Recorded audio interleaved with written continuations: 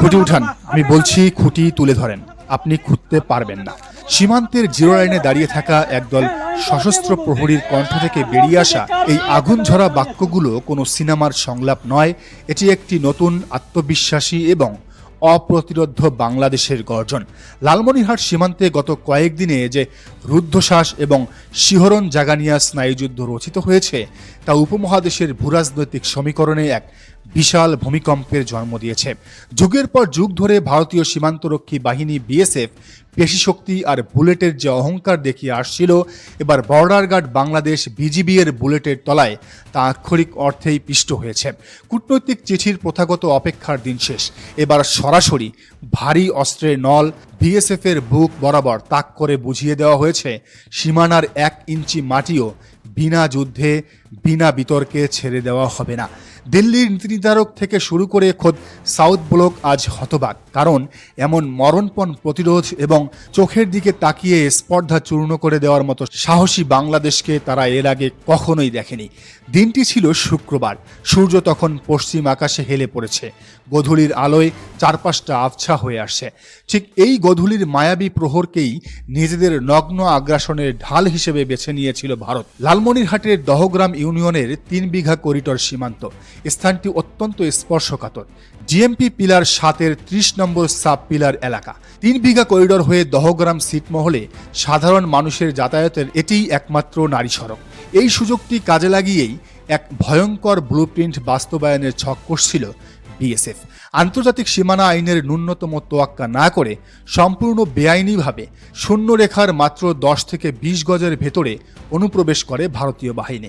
রাতের অন্ধকার নামার আগেই সেখানে স্থায়ী কাঁটাতারের বেড়া নির্মাণ করাটাই ছিল তাদের মূল লক্ষ্য, কারণ এই নির্দেশনা দিয়েছেন তাদের রাজ্যের মুখ্যমন্ত্রী শুভেন্দু অধিকারী।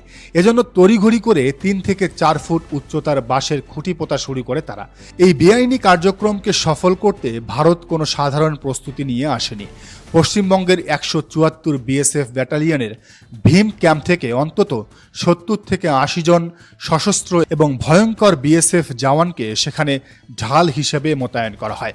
তাদের কড়া পাহারার মাঝেই 30 থেকে 35 জন ভারতীয় শ্রমিক এবং কর্মকর্তা সীমানা দখলের এই অপচেষ্টা চালিয়ে যাচ্ছিল। বিএসএফ ভেবেছিল অতীত ইতিহাসের মতো এবারও হয়তো বাংলাদেশ নীরব দর্শক হয়ে থাকবে অথবা নিছক কোনো প্রতিবাদ লিপি পাঠিয়েই দায়িত্ব শেষ করবে।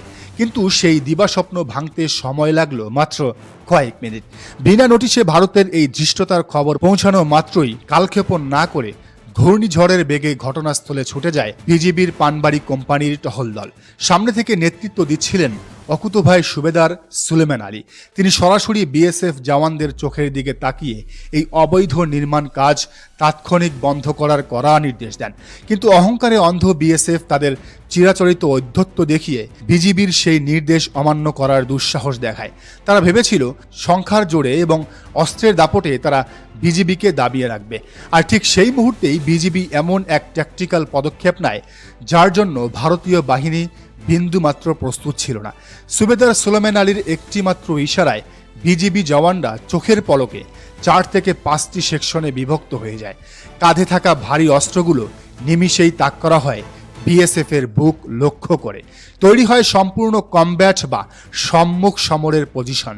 জওয়ানদের আঙ্গুল ট্রিগারে স্থির, শুধু একটি নির্দেশের অপেক্ষা।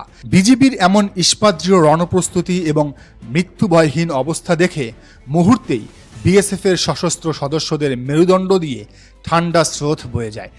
নিজেদের প্রাণ বাঁচাতে তারাও তড়িঘড়ি করে পাল্টা অস্ত্র তাক করে। মুহূর্তের মধ্যে পুরো 3 বিঘা করিডোর এলাকা যেন এক জীবন্ত আগ্নেয়গিরিতে পরিণত হয়। দুই দেশের সীমান্তরক্ষী বাহিনী সরাসরি একে অপরের দিকে বন্দুক তাক করে দাঁড়িয়ে আছে। বাতাসে ভাসছে বারুদের গন্ধ। পিনপতন নিরাপত্তার মাঝে যে কোনো মুহূর্তে শুরু হয়ে যেতে পারে এক ভয়াবহ রক্তক্ষয়ী যুদ্ধ। দহগ্রাম ইউনিয়নের সাধারণ বাসিন্দাদের মাঝে চরম উৎকণ্ঠা ছড়িয়ে পড়ে, কিন্তু বিজিবি জওয়ানরা এক চুল পরিমাণও পিছু হটেনি। তাদের শরীরী ভাষায় স্পষ্ট লেখা ছিল, আজ হয় ভারত পিছু হটবে, না হয় এই মাটিতেই ফয়সালা হবে। বিজিবির এই জিরো টলারেন্স এবং ভয়ঙ্কর আগ্রাসনের সামনে টিকতে না পেরে শেষ পর্যন্ত নতজানু হতে বাধ্য হয় ভারত। সন্ধ্যা নামার পরপরই শুরু হয় ব্যাটালিয়ন কমান্ডার পর্যায়ে জরুরি টেলিফোন যোগাযোগ। বাংলাদেশের 51 বিজিবি ব্যাটালিয়নের অধিনায়ক লেফটেন্যান্ট কর্নেল নাজিউর রহমানের কাছে টেলিফোনে রীতিমতো আত্মসমর্পণ করেন ভারতের 174 বিএসএফ ব্যাটালিয়নের কমান্ড্যান্ট বিনোদ রেধু। বিজিবির কড়া এবং চূড়ান্ত বার্তার মুখে বিএসএফ তাদের যাবতীয় বিতর্কিত নির্মাণ কাজ সেখানে স্থগিত করার প্রতিশ্রুতি দিতে বাধ্য হয়। এরপর সন্ধ্যা 7:15 পরিস্থিতি শান্ত হলে বিএসএফ সদস্যরা নিজেদের লেজ গুটিয়ে ভীম ক্যাম্পে ফিরে যায়। বিজিবির অধিনায়ক লেফটেন্যান্ট কর্নেল নাজিউর রহমান দ্ব্যর্থহীন ভাষায় জানিয়ে দেন, শূন্য রেখায় ভারতের যে কোনো অপচেষ্টা বিজিবি অত্যন্ত কঠোর হাতে দমন করবে।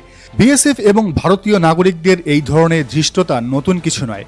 এর আগেও গত 18 মে জিএমপি পিলার 6 এর 16 নম্বর সাব পিলারের কাছে ভারতের তরুণ ক্যাম্পের বিএসএফ সদস্যরা ঠিক একইভাবে আন্তর্জাতিক আইন ভেঙে বেড়া নির্মাণের অপচেষ্টা চালিয়েছিল।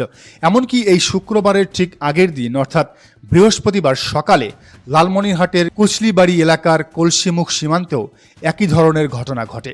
সেদিন সকালে জিরো লাইনে বিএসএফের একটি দল নিয়ম বহির্ভূতভাবে বাঁশের খুঁটি পোতার চেষ্টা করে, কিন্তু বিজিবি টহল দল ও স্থানীয়দের চোখে পড়ার সঙ্গে সঙ্গেই সেখানে উপস্থিত হয়ে তীব্র প্রতিবাদ জানায় বিজিবি। সেই প্রবল আপত্তির মুখে বিএসএফ তাদের পোতা বাঁশের খুঁটিগুলো নিজেদের হাতেই উপড়ে ফেলতে বাধ্য হয়। দহগ্রামের সাধারণ মানুষের চোখে মুখে আজ কোনো ভয় নেই, বরং সেখানে জায়গা করে নিয়েছে নিজেদের সীমান্ত রক্ষীদের প্রতি অগাধ বিশ্বাস আর ভরসা। স্থানীয় বাসিন্দারা খুব কাছ থেকে দেখেছেন কিভাবে বিএসএফ এক পিলার থেকে আরেক পিলারে বেড়া দেওয়ার চেষ্টা করেছে আর কিভাবে বিজিবি সঠিক সময়ে হাজির হয়ে তাদের সেই কাজ মাটিতে মিশিয়ে দিয়েছে। আজকের বাংলাদেশ আর সেই পুরনো নতজানু বাংলাদেশ নেই। ভারত চাইলেই এখন আর সীমানায় নিজেদের ইচ্ছেমতো ছড়ি ঘোরাতে পারবে না।